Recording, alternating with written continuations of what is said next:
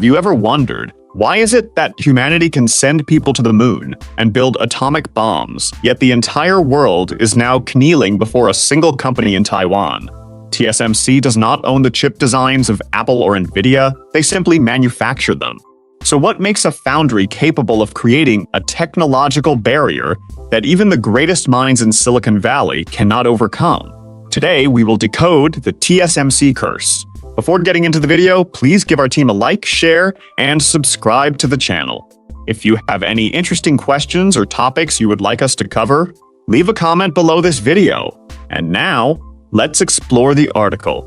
Before answering the main question, let's first look back at the importance of TSMC. TSMC is currently considered the backbone of the global semiconductor industry.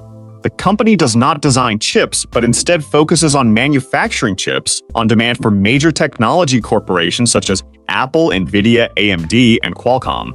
TSMC's role is especially important because the company currently holds a dominant position in the advanced chip manufacturing sector. According to 2025 market data, TSMC holds around 70% of the global semiconductor foundry market share and nearly controls most of the world's most advanced chip manufacturing capacity. Processors used for artificial intelligence, premium smartphones, data centers, and supercomputers today all heavily depend on TSMC's manufacturing capability. The company has also benefited greatly from the AI wave, with first quarter 2026 revenue reaching approximately $35.9 billion USD, up more than 35% compared to the same period last year. To better understand this, we will go through the 6 invisible walls protecting TSMC's throne, from absolute precision, performance optimization, and the materials ecosystem, to the power of data, operational infrastructure, and finally decades of accumulated experience. Let's get straight into it. The first layer of the iceberg is absolute precision. People hear terms like 3nm and 2nm chips and assume it is simply about shrinking everything down. But in reality, the semiconductor industry does not work like a simple zoom in and shrink it process. The size of modern chips is no longer measured in hundreds of nanometers. It is now approaching the atomic scale. The distance between transistors is so tiny that only a few dozen silicon atoms stand side by side. In other words, this is no longer a story of conventional mechanical engineering. This is the kind of industry where even the slightest deviation can burn through billions of dollars in an instant. At this microscopic scale, a chip foundry must operate exactly like an ultra-advanced scientific laboratory. In fact, the level of sterility goes far beyond that of an operating room. Just imagine this. A normal human hair is about 70,000 to 100,000 nanometers thick, while modern chips are only a few nanometers in size. That means a tiny dust particle, almost invisible to the naked eye, is equivalent to a massive boulder crashing onto a highway inside a chip factory. Just one microscopic dust particle entering the production area can ruin everything. An entire batch of wafers worth millions of dollars could be lost immediately. An extremely small temperature change that humans cannot even feel. Slight humidity fluctuations, unstable pressure, material processing speeds differing by just a few seconds. Even a tiny vibration of the factory floor, so small that humans barely notice it, can create a chain reaction afterward. If a lithography machine is engraving billions of ultra-small transistors onto a wafer, while the factory floor vibrates at a level almost imperceptible to humans, the resulting deviation could be like trying to draw a straight line from Washington to California, but going off course within the very first millimeters. The farther it goes, the more the error is amplified. Everything must be controlled with astonishing perfection. But the most frightening part is that the deepest secrets are not written in textbooks. You can buy the same machines, build the same factories, and invest the same amount of money as they do. But the millions of hours of real-world experience required to handle countless tiny errors arising from thousands of complex production steps cannot be bought anywhere. So what truly creates the boundary between a factory that merely operates and a factory that prints money? Manufacturing chips is one thing, but figuring out how to make a profit is an entirely different story. That is where we reach the second layer of the iceberg, the performance optimization problem, or what the industry commonly calls yield. It sounds dry, right? But this is where victory and defeat are truly decided. Yield is the percentage of perfectly functioning chips on a wafer after completing the entire manufacturing process. As mentioned earlier, just one microscopic dust particle entering the process. Several chips are destroyed immediately. A slight temperature deviation, more chips are lost. An extremely small material defect, even more chips fail. Defective chips mean they must be thrown away. That is an enormous waste that directly eats into profits. Sometimes a single chip that gets sold has to carry the financial burden of many defective chips behind it. Just imagine this.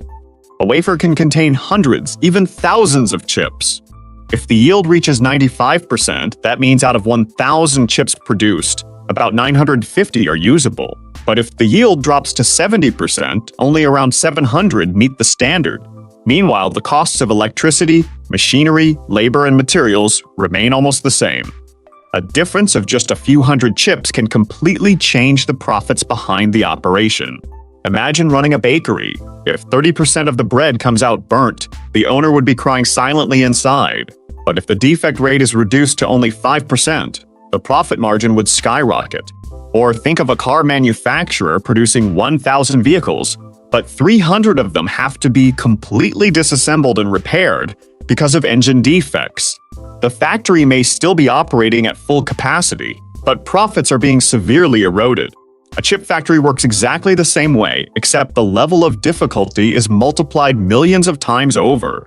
At this point, some of you may wonder, if you simply pour in an enormous amount of money and build the largest, most advanced factory possible, wouldn't that guarantee victory? It sounds logical. But the problem is that the semiconductor industry does not operate on the principle that throwing money at it automatically gets the job done. To answer that question, we need to step outside the factory grounds. And this is exactly where the third layer of protection appears: the materials ecosystem. TSMC's secret to success has never been confined to a single isolated building. It is an enormous integrated materials supply ecosystem that Taiwan has spent more than 30 years tirelessly building. Imagine opening a 5-star restaurant. Is simply buying a luxurious kitchen enough for customers to automatically flood in the next day? Of course not. You also need ingredients delivered on time, properly standardized cold storage, a professional operations team, and a smooth logistics chain running behind the scenes. Missing just one link is enough for the entire system to start malfunctioning. TSMC works exactly the same way. Surrounding the company are hundreds of specialized businesses focused on ultra-pure chemicals, semiconductor materials, packaging, testing, and logistics. Let's look at a more specific example. For photoresist materials alone, the light-sensitive chemicals used to print ultra-small circuits onto wafers, TSMC has to work with leading companies such as JSR, Tokyo Oka Kogyo, and Shin-Etsu Chemical from Japan. JSR alone spent tens of millions of dollars building a materials factory directly in Taiwan, just to be closer to TSMC, because shipping material samples from Japan previously could take weeks for every testing cycle. Surrounding TSMC are also numerous companies specializing in ultra-pure gases, semiconductor chemicals, wafer polishing materials, filtration materials, packaging, and testing. TSMC once set a goal that by 2025, 90% of its 38 key material suppliers would meet the standards of the integrated supply ecosystem it had built. Deeper beneath the iceberg, we find another invisible ultimate weapon: data. Many people believe TSMC's greatest advantage lies in its lithography machines, its factories worth tens of billions of dollars, or its world-class engineering teams. That sounds reasonable. But in reality, the most frightening advantage is something almost invisible. Yes, that is data. At TSMC, data flows non-stop 24/7 from thousands of massive machines. They are not just manufacturing chips, they are producing data at an astonishing speed. Temperature data, equipment vibration data, input material data, manufacturing defect data, performance data. Almost everything happening inside the factory is recorded. By collecting billions of data points over several decades, TSMC can almost see into the future. They know exactly how the output will change if the furnace temperature shifts by half a degree, or if the processing time extends by just a few extra seconds. Just imagine this. A wafer processing stage is operating at several hundred degrees Celsius. Under normal conditions, the system runs stably and achieves a 95% yield. But after millions of production cycles, historical data shows that if the temperature deviates by only about 0.5 degrees under a certain humidity condition, the defect rate begins to rise by 2 to 3%. An ordinary operator might not notice it, but the data does. Here is another example. An EUV lithography machine worth hundreds of millions of dollars begins vibrating slightly more than normal by just a few thousandths of a millimeter. Humans can almost never detect it. But sensor data recorded continuously over many months can identify the abnormal trend. Engineers can then perform maintenance before the machine creates an entire batch of defective chips. That is the moment when data turns into money. The fifth layer, equally essential, is operational infrastructure. This is the physical launch platform, the lifeblood that keeps this enormous machine running smoothly every single day. You have probably heard many stories about how building chip factories turns a country into a semiconductor superpower, right? It sounds logical, as if money alone can solve everything, and building a few factories worth tens of billions of dollars is enough. But in reality, it is not that simple. The brutal nature of this industry lies in one fact. Every part of the infrastructure must be absolutely perfect. A chip factory is not something where you simply flip a switch and start operating. It is a living system in the truest sense. The electricity supply must remain almost 100% stable, because even a tiny fluctuation can destroy an entire batch of wafers worth millions of dollars. According to industry data, TSMC consumes around 6% to 7% of Taiwan's total electricity supply. Some large fabrication facilities consume more than 1.8 billion kilowatts per year, equivalent to the energy usage of a medium-sized city.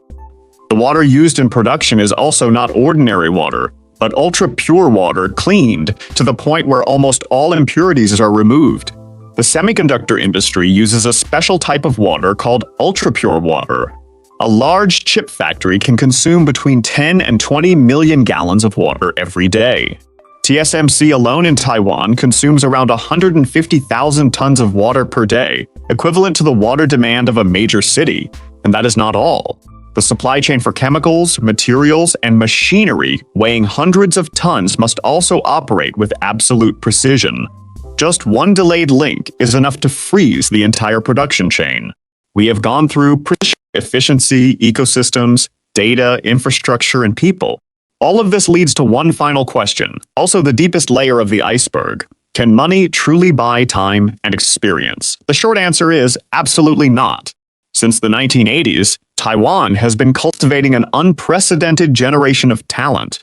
For decades, they trained engineers through countless waves of technological transition. These minds personally fine-tuned every parameter and personally fixed millions of mistakes through endless hours of intense work. That is why it is impossible to simply burn money and skip the process. So in the end, after looking back at this entire iceberg illusion, we realize that TSMC is not merely a corporation. It is the result of a perfect storm, combining absolute precision, world-class yield rates, a massive ecosystem, priceless data, solid infrastructure, and decades of human refinement. So after breaking down all of these factors, is there truly any competitor in the world capable of creating a second perfect storm? That open-ended question is probably something each of us already has our own answer to. Thank you for watching. Please subscribe my channel. Bye bye.